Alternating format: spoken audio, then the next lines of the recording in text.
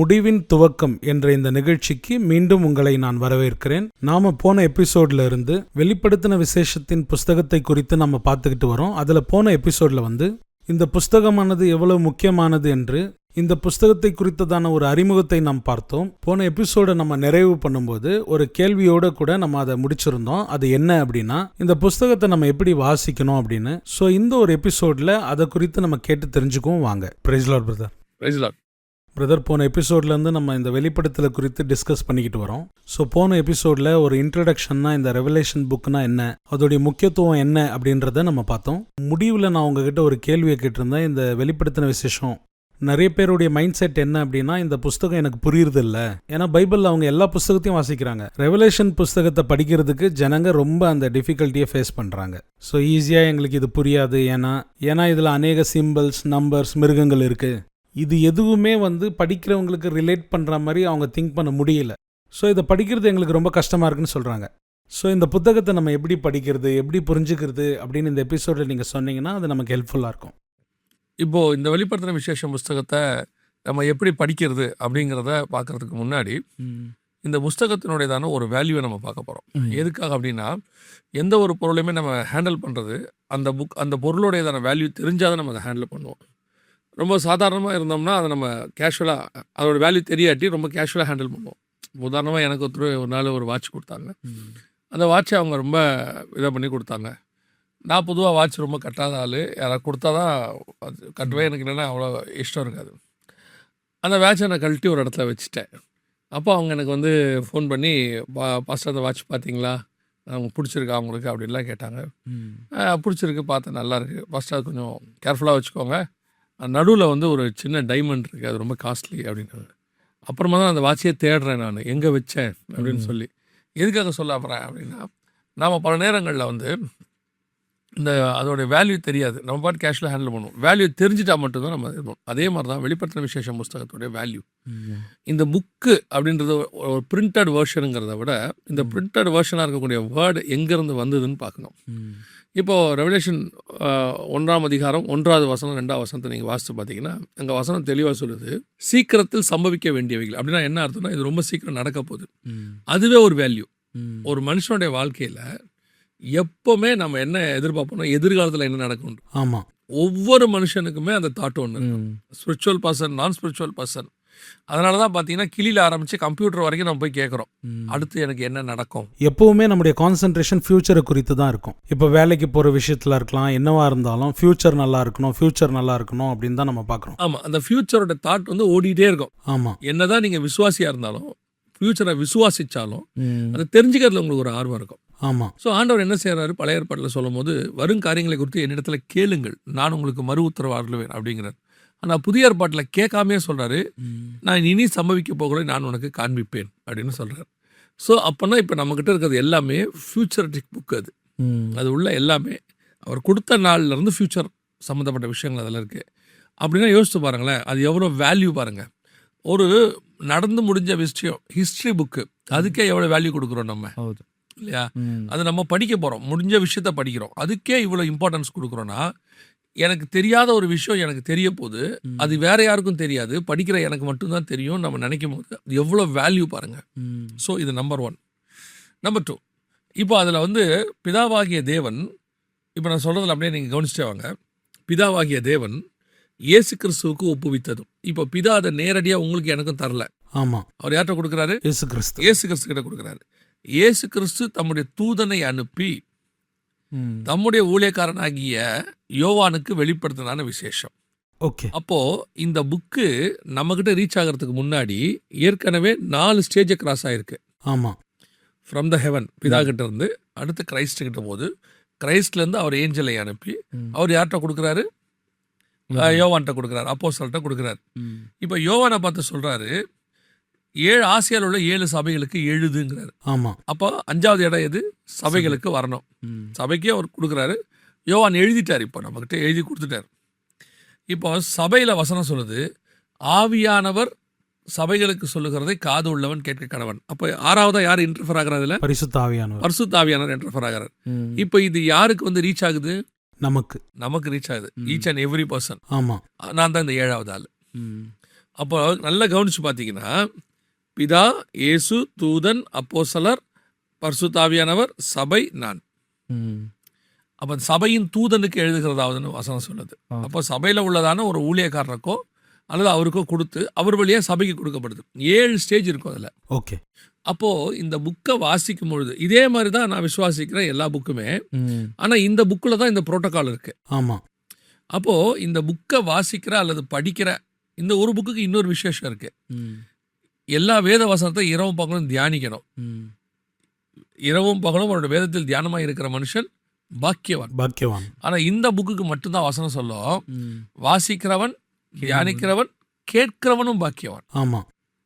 அப்படின்னா இது எவ்வளோ ஒரு விசேஷம் பாருங்களேன். அப்போ நம்மக்கிட்ட இது வந்து சேரும் பொழுது 7th ஸ்டேஜ். ஆமாம். இவ்வளோ பேரை கிராஸ் பண்ணி ஒரு விஷயம் எனக்கு வருதுன்னு சொன்னால் அது எவ்வளோ வேல்யூவாக இருக்கும். ஆமாம். இல்லையா? நீங்கள் நிறைய போய் பாருங்கள், ஒரு பெரிய விஷயத்த செய்யும்போது நீங்கள் ஒரு 50 ரூபா கேட்குறீங்கன்னா உங்களுக்கு உடனே எடுத்து கையில் கொடுத்துருவாங்க, 50 rupees. நீங்கள் 5 லட்சம் கேட்குறீங்கன்னா உங்களுக்கு என்ன பண்ணுவாங்கன்னா ஒரு பத்திரத்தில் எழுதி ஒரு ஷூரிட்டி கையெழுத்து போட சொல்லுவாங்க. அதை எடுத்து உடனே கையில் கொடுக்க மாட்டாங்க. யாராவது ஒருத்தர் ஷூரிட்டி பத்திரம் கொடுத்தாங்க. நீங்கள் 5 கோடி பேங்க்கில் கேட்குறீங்கன்னா உங்களுக்கு டாக்குமெண்ட்ஸ் எல்லாம் கேட்பாங்க. ஆமாம். உங்கள் டாக்குமெண்ட்ஸ் என்ன, உங்களுக்கு யார் ஷூரிட்டி போடுறாங்க, உங்களுடைய இதில் இவ்வளவும் கேட்குறாங்க இல்லையா? அப்போது அந்த வேல்யூ கூட கூட கூட அதோட அர்த்தம் என்னென்னா ஆட்களுடையதான அந்த புரோட்டோகால் பெருசாகிட்டே போகும். அப்போ 7 பேரை தாண்டி வருது, 7ஆவதாக எங்கிட்ட வருதுன்னா இதோட ஸ்பெஷாலிட்டி எப்படி இருக்கும்? அப்போ நம்ம வந்து இந்த புக்கை வந்து ரொம்ப கேஷுவலாக நினைக்கிறோம். ஒரு சிலர்லாம் என்ன சொல்கிறாங்கன்னா, அது எனக்கு புரியலன்னு ஒரு விஷயத்தை நீங்கள் விடுறதா இருந்தால் உங்கள் செல்ஃபோன் நீங்கள் யூஸ் பண்ணியிருக்க முடியாது. ஆமாம். ஏன்னா நமக்கு ஸ்டார்டிங்கில் இந்த ஃபோன் எப்படி யூஸ் பண்ணணும்னே தெரியாதுல்ல. இன்னைக்கு இருக்கிற ஒரு ஆப்பை கூட நீங்கள் யூஸ் பண்ண முடியாது. எல்லா ஆப்பும் டவுன்லோட் பண்ண பிறகு தான் உங்களுக்கு புரியுது. ஆமாம். இல்லையா? வாட்ஸ்அப்குள்ளே போய் இப்போவும் அதோட அப்டேட்னு கொடுத்தா அது என்ன அப்டேட் ஆயிருக்குன்றது நமக்கு புரியாது. ஆமாம். அப்போ நம்ம உட்காந்து என்ன செய்கிறோம், அதை அனலைஸ் பண்ணுறோம், நிறைய டைம் ஸ்பெண்ட் பண்ணுறோம், எல்லாம் செய்கிறோம்ல. அப்போது இந்த செல்ஃபோன் 5 வருஷம் வருமா, 10 வருஷம் வருமா, 20 வருஷம் வருமா? ஆனால் எட்டர்னலுக்கு நித்தியத்துக்கு கொடுக்குற அந்த புக்கை ஏன் புரியலன்னு சொல்லணும்? ஆமாம். நீங்கள் எது ஒன்றுமே இப்போது குழந்தை பிறக்குது, குழந்தை வந்து அழுவுது, ஏன் அழுவுதுன்னு என்ன செய்யாது, புரியாது, நமக்கு தெரியாது. ஆனால் தாய்க்கு போக போக போக அது எதுக்கு அழுகுதுன்னு தெரியுதுன்னு. ஆமாம்.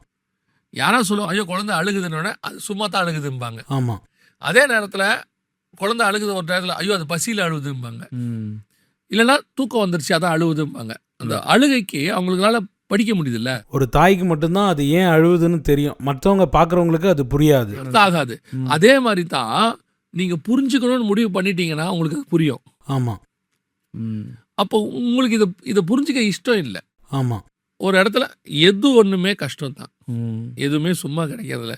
நீங்கள் அரிசி சாப்பிட்றீங்களே, அந்த அரிசி உங்ககிட்ட எங்கேருந்து வந்து ரீச் ஆகுது? ஆமாம். ஏதோ ஒரு விவசாயி ஏதோ ஒரு நிலத்தில் இதை போகிற அரிசியை போகிறாரு, நெல் வருது, அப்புறம் அந்த நெல்லை போட்டு எடுத்து ஒரு இடத்துல மூட்டை கட்டி ஒரு இடத்துல வைக்கிறாங்க, அப்புறம் நெல்லையும் அரிசியை பிரிக்கிறாங்க, அப்புறம் அரிசியை பாலிஷ் பண்ணுறாங்க, அது ஹோல்சேல் டு ரீட்டைலர் டு நமக்கு. ஆமாம். இவ்வளோ ப்ராசஸ் இருக்குல்ல. ஆமாம். இவ்வளோ எனக்கு புரியலன்னு அரிசி வாங்காமல் இருக்கீங்களா நீங்கள்? இல்லை. நான் சில நேரத்தில் யோசிப்பேன், நீங்கள் ஜுரத்துக்கு மாத்திரை போடுறீங்களா? ஆமாம். மாத்திரை போட்ட உடனே அந்த மாத்திரைக்குள்ளே என்னென்ன காம்பினேஷன் இருக்கு உங்களுக்கு தெரியுமா? தெரியாது. ஒன்றுமே தெரியாது. ஆமாம். அது போய் எப்படி ஜுரத்தை குறைச்சிச்சுன்னு உங்களுக்கு தெரியுமா? இல்லை. அது போய் அந்த காம்பினேஷன் உங்கள் பிளட்டில் எங்கே கலந்துச்சு, அது இதை வந்து கூல் பண்ணிச்சு, எப்படி உங்கள் டெம்பரேச்சர் எதாவது தெரியுமா உங்களுக்கு? தெரியாது. அந்த கம்பெனி உங்களுக்கு தெரியுமா? அந்த மாத்திரை கம்பெனி யாருன்னு தெரியாது. காசு கொடுத்து அந்த மாத்திரை கம்பெனியை வாங்குறீங்க, அந்த மாத்திரையை வாங்குறீங்க, வாயில் போட்டு தண்ணி குடிக்கிறீங்க, நம்பிக்கையோட குறையுது. ஆமாம். ஒரு மாத்திரையை இவ்வளோ புரியாத விஷயத்த நீங்கள் அக்செப்ட் பண்ணும்போது உங்களோட ஆத்மாவுக்கு தேவையானது ஏன் அக்செப்ட் பண்ண மாட்டேங்கிறீங்க? ஆமாம். என்னை கேட்டால் நான் என்ன சொல்லுவேன்னா, இது ஸ்பிரிச்சுவல் லேசினஸ், ஆவிக்குரிய சோம்பேறித்தனம். இன்னொன்று, நிறைய பேருடைய மைண்ட் செட் என்னன்னா, அவங்களுக்கு எது ஈஸியாக இருக்கோ அந்த புஸ்தகத்தை வாசிப்பாங்க. உதாரணத்துக்கு சங்கீதம், சுவிசேஷ புஸ்தகம், ஏன்னா இதை படிக்க ரொம்ப ஈஸியாக இருக்குது, ஸோ இவ்வளோதான் பைபிள் அப்படின்னு அதுக்குள்ளேயே அடங்கிடுறாங்க.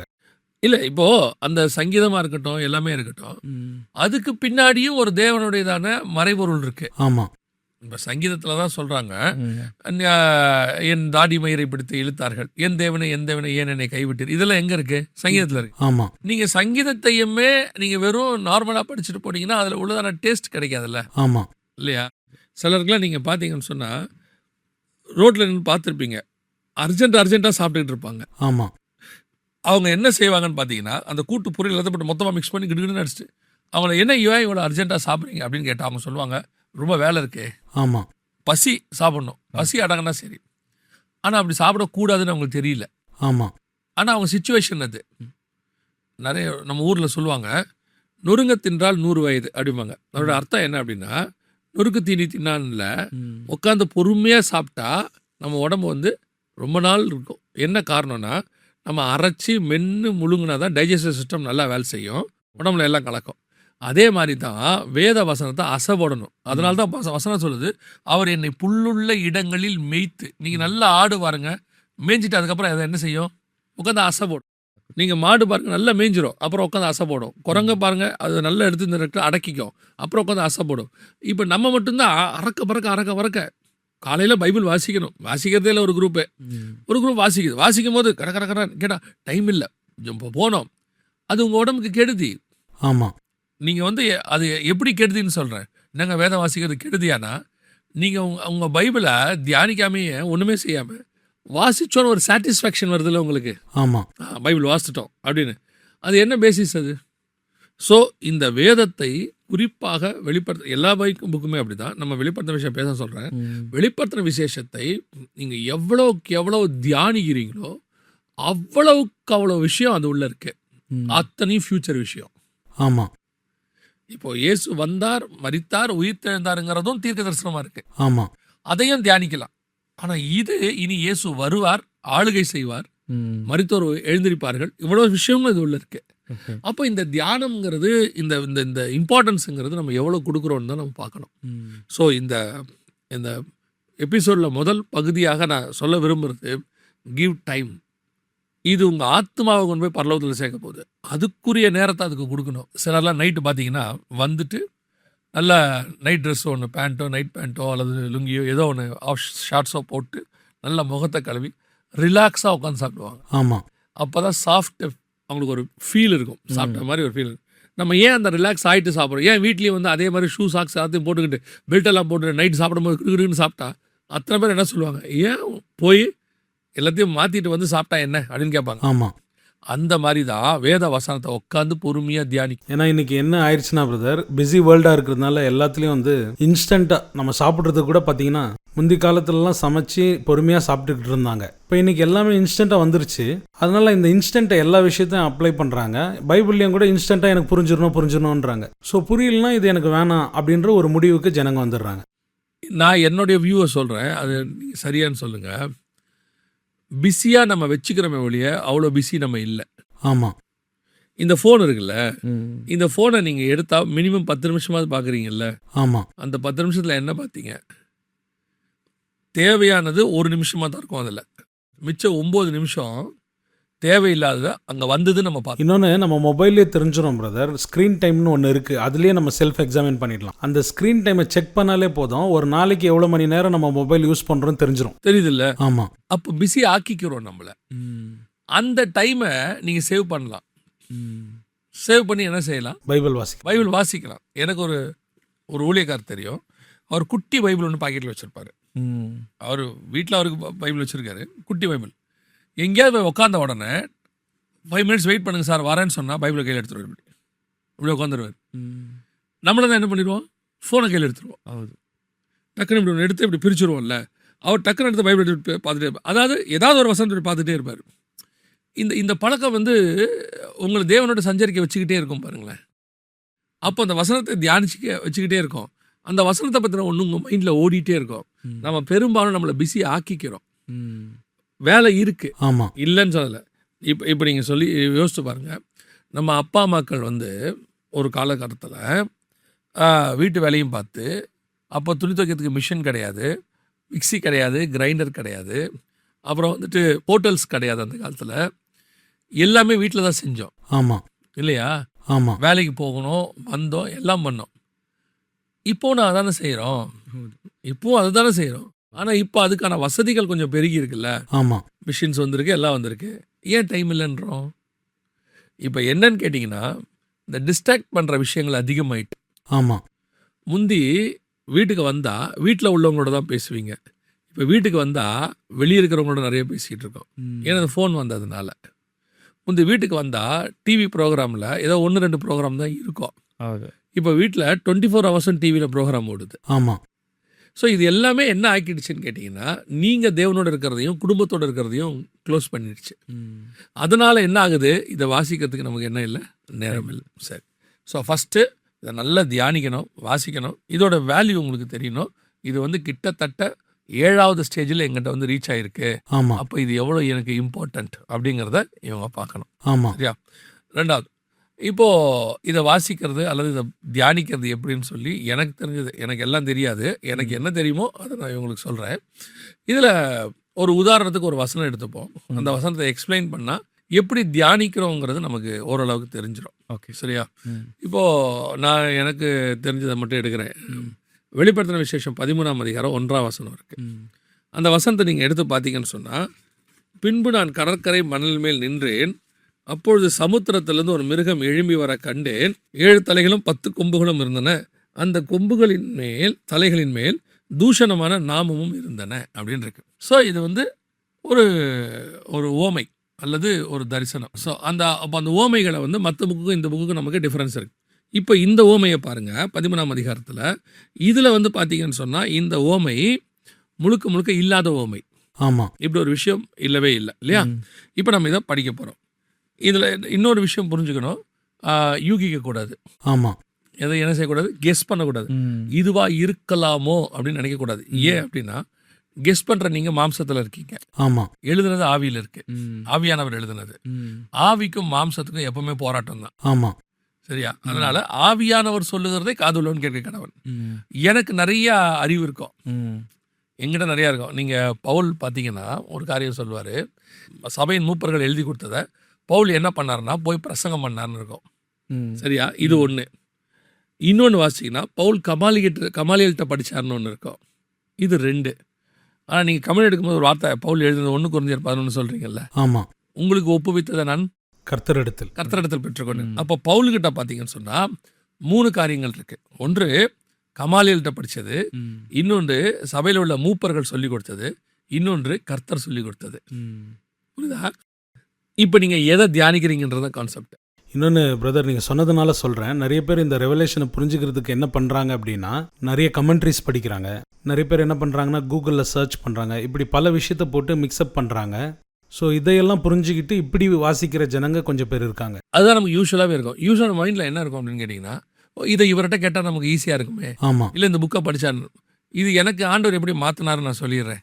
ஆரம்பத்தில் எனக்கு அப்படி ஒன்று இருந்துச்சு. எனக்கு ஒரு பைபிள் டீச்சரை தெரியும். எதுனாலும் அவருக்கு தான் நான் ஃபோன் அடித்து அண்ணா இது என்னென்ன இப்படி இருக்குது அப்படின்னு கேட்பேன். அப்போ ஒரு நாள் அவருக்கு ஃபோன் அடிக்கிற, அவர் எடுக்கலை. எனக்கு பைபிள் வாசிச்சிட்டே இருக்கேன், எனக்கு அவர் எடுக்காத போது என்ன பண்ணலான்னு ஒன்றும் புரியல. நான் உடனே என்ன பண்ணேன், என்ன ஆண்டவரே இது புரியலையேன்னும் போது எனக்குள்ள ஆவியாரை உணர்த்தினார், நீ என்ன கேளு, இது எழுதுனது நான். அவரை நீ கேட்டினா அவரோட வியூ சொல்லுவார், என்ன கேளு நான் என் வியூவை சொல்லுவேன் அப்படி. ஆமாம். அன்னிலிருந்து தான் நான் கேட்குறத நிறுத்தினேன். யூஸ்வலி என்னன்னா பிரதர், வேற புத்தகத்துக்கும் ரெவலேஷனுக்கும் என்ன டிஃப்ரென்ஸ்னா, வேற புத்தகங்களுடைய கமெண்ட்ரிஸ் வாசிக்கும் போது ஓரளவுக்கு சிமிலராக இருக்கும். ஆனால் இந்த ரெவலேஷனை குறித்து ஜனங்க எழுதியிருக்கிறது ஒவ்வொருத்தரும் ஒரு மாதிரி எழுதியிருக்காங்க. ஒவ்வொருத்தரும் ஒன்னொன்று சொல்றதுனால இதை வாசிக்கிற ஜனங்க ரொம்ப கன்ஃபியூஸ் அடைஞ்சிடறாங்க. ஆமாம். அது என்ன ஆகுனா, நம்ம தியானிப்போம், நம்ம ஒரு ஸ்டாண்டர்டாக தேவனோட அப்படி சஞ்சரிச்சுக்கிட்டே இருந்தோம்னா அந்த அந்த தியானம் கரெக்டாக போயிட்டே இருக்கும். ஆமாம். ஒரு இடத்துல நம்ம என்ன பண்ணுவோம்னா, தியானிச்சுட்டே இருக்கும்போது கொஞ்சம் நம்மளதையும் கலந்துருவோம் உள்ள. ஆமாம். அதனால தான் நிறைய கமெண்ட்ரிஸில் நிறைய மிஸ்டேக்ஸ் கொஞ்சம் வரது. நம்ம யாரையும் குறையா சொல்லலை, நம்ம பார்க்குறவங்களுக்கு நான் சொல்கிறேன், கமெண்ட்ரிஸை நான் குறை சொல்லலை. ஆனால் உங்களுக்கு தேவன் தரதுங்கிறது தான் பெஸ்ட், அதுக்கு ஈக்குவலே கிடையாது. அது அப்படி வரும். ஸோ நம்ம இப்போ இதை பார்க்குறோம், பின்பு நான் கடற்கரை மணல் மேல் நின்றேன். ஸோ இப்போ இந்த கடற்கரை மணல் அப்படின்னா என்ன? நமக்கு யூஸ்வலாக கடற்கரை மணல்னா சீஷோர், நம்ம அங்கே இருக்க மணல் நமக்கு தெரியும் இல்லையா? ஆனால் பைபிளில் இதுக்கு வேற ஒரு அர்த்தம் இருக்குது. ஓசியா 1:10 வாசித்து பார்த்தீங்கன்னா வசனம் சொல்லும், ஆனாலும் எண்ணவும் அளக்கவும் கூடாத இஸ்ரவேல் புத்திரருடைய தொகை கடற்கரை மணலை போல் இருக்கும் அப்படின்னு இருக்கும். ஓகே.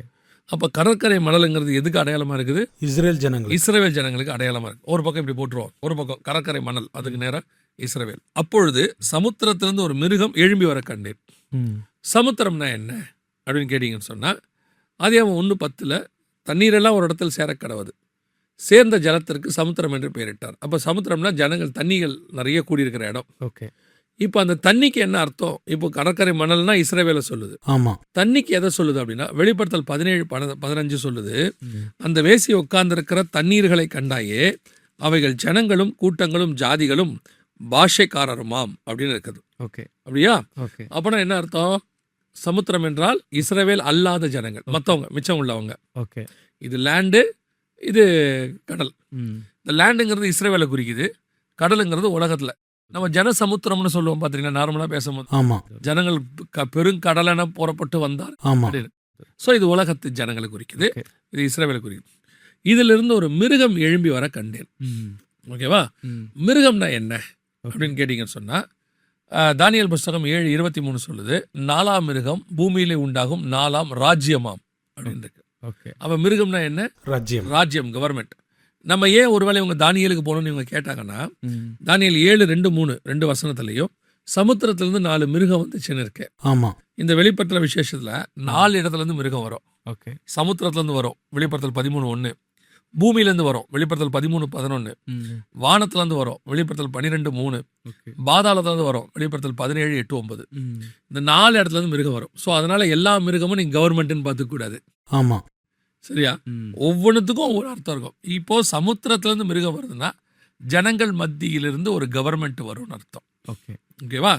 அடுத்து அதற்கு 7 தலைகள் அப்படின்னு இருக்கு. 7 தலைகள்னா என்ன அப்படின்னு பார்த்தீங்கன்னா வெளிப்படுத்தின விசேஷம் 17ஆம் அதிகாரத்தில் 9வது வசனம் சொல்லுது, ஞானமுள்ள மனம் அதிலே விளங்கும், அந்த 7 தலைகளும் அந்த ஸ்திரீ உட்கார்ந்திருக்கிற 7 மலைகளாம் அப்படின்னு இருக்கு. ஓகேவா? அப்ப 7 தலைனா என்ன? 7 மலைகள். ஸ்திரீ உட்கார்ந்திருக்கிற 7 மலை. ஓகே. ஸ்திரீனா என்ன அப்படின்னா அதே வெளிப்படுத்தல் 17:18 நீ கண்ட ஸ்திரீயானவள் பூமியின் ராஜாக்கள் மேல் ராஜ்யபாரம் பண்ணுகிற மகா நகரமேயாம் என்றாள். ஓகேவா? அப்ப ஸ்திரீனா என்ன? சிட்டி. அது எது மேல உட்கார்ந்து இருக்குது? 7 மலைக்கு மேல உட்காந்துருக்கு. அப்போ 7 தலைனா 7 மலைக்கு மேல இருக்கிற நகரம்னு அர்த்தம். ஓகே. ஓகேவா? அடுத்து 10 கொம்புகள் அப்படின்னு இருக்கு. 10 கொம்புகள் என்ன? வெளிப்படுத்தல் 17:12 சொல்லுது, நீ கண்ட 10 கொம்புகளும் 10 ராஜாக்களாம் அப்படின்னு இருக்கு. எல்லாத்துக்கும் விளக்கம் இருக்கு தானே? ஆமா ஆமா. ஒவ்வொன்றுத்துக்கும் விளக்கம் இருக்கு. இதை நீங்க இதை தியானிக்க தான் செய்யணும், யூகிக்க கூடாது. ஆமா. எல்லாத்துடைய அர்த்தமும் பைபிள்லயே இருக்கு. பைபிள்லயே இருக்கு. ஆனா அதை தேடி கண்டுபிடிச்சு படிக்க வேண்டியது மட்டும் நம்ம வேலை. ஆமா. இப்போ இந்த வசனத்தை பாருங்க. அடுத்து என்ன இருக்குது? அதன் தலைகள் மேல் 10 முடிகளும். முடிகள்னா கிரீடம். கிரீடம்ங்கிறதுக்கு என்ன அர்த்தம்னா அதுக்கு ஒரு ஆளுகை. கிரீடங்கிறது ஆளுகையை குறிக்கும். அடுத்து அதன் தலைகளின் மேல் தூஷணமான நாமமும் இருந்தன. தூஷணமான நாமம் பைபிளில் எதை சொல்றாரு அப்படின்னு கேட்டிங்கன்னா மத்தேயுலையும் இருக்கு, மார்க்குலையும் இருக்கு.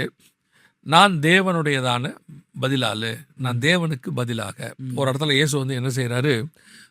ஒருத்தர் மனுஷனுடைய பாவத்தை மன்னிக்கிறதாக சொல்றார். உன் பாவம் உனக்கு மன்னிக்கப்பட்டது. உடனே அவங்க எல்லாரும் கேட்குறாங்க, இவன் தேவ தூஷணம் சொல்லுகிறான் அப்படிங்கிறாங்க. உடனே இயேசு கேட்குறாரு, நான் என்ன பண்ணேன்? பாவம் மன்னிக்கப்படுறதா ஒருத்தன் குணமாக்குறதா? நீ எழுந்து நடந்துருவான். ஆமா. அப்ப தேவ தூஷணம்னா என்னன்னா ஒரு மனுஷன் இன்னொரு மனுஷனுடைய பாவத்தை மன்னிப்பதாக சொல்லுவது தேவதூஷணம். ஓகே. இன்னொரு இடத்துல இருக்கு தேவதூஷணம்னா என்ன அப்படின்னா, என்னை கண்டவன் பிதாவை கண்டான் இதெல்லாம் எழுதி சொல்லும் போது அவங்க சொல்லுவாங்க, இவன் தேவதூஷணம் சொல்லுகிறான்.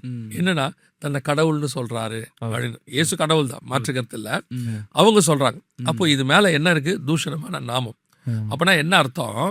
அந்த கிரீடத்துக்கு மேல, அந்த தலைக்கு மேல ஒரு நான் தான் கடவுள் அல்லது தேவனுக்கு பதிலால் பாவத்தை மன்னிக்கிறவர் இப்படின்னு எந்த மனுஷனுடைய தலை மேல கிரீடத்தின் மேல இருந்தால் அதுக்கு பேர் வந்து தேவதூஷணம். ஓகேவா? இப்ப 13:1 வாசிக்கலாமா? இப்ப அதோட விளக்கம் இப்ப நம்ம கிடைக்க பாருங்க. பின்பு நான் அதோட விளக்கத்தை படிக்கிறேன். சரியா? இல்லைன்னா நீங்க அந்த வசனம் படிங்க. பின்பு நான் கடற்கரை மணலின் மேல் நின்றேன். நான் இஸ்ரவேல் ஜனங்கள் மத்தியில் நின்றேன். சமுத்திரத்திலிருந்து ஒரு மிருகம் எழும்பி வர கண்டேன். மற்ற மனுஷர் மத்தியிலிருந்து ஒரு ராஜ்யம் எழும்பி வர கண்டேன். அதற்கு 7 தலைகளும், அதற்கு 7 மலை உள்ள நகரமும், 10 கொம்புகளும், 10 ராஜாக்களும், கொம்புகளின் மேல் 10 முடிகளும், அதுக்கு மேல 10 ஆளுகையும், அதன் தலைகளின் மேல் தூஷணமான நாமமும் இருந்தன. அந்த கிரீடத்துல கர்த்தருக்கு அருவருப்பான நாமங்களும் அதில் இருந்தன. இவ்வளவுதான் அந்த வசனத்தினுடைய விளக்கம். இப்போ வெளிப்படுத்தல மட்டும் நான் சொல்றேன். 13ஆம் அதிகாரத்துல மட்டும் 18 வசனம் இருக்கு. ஆமா.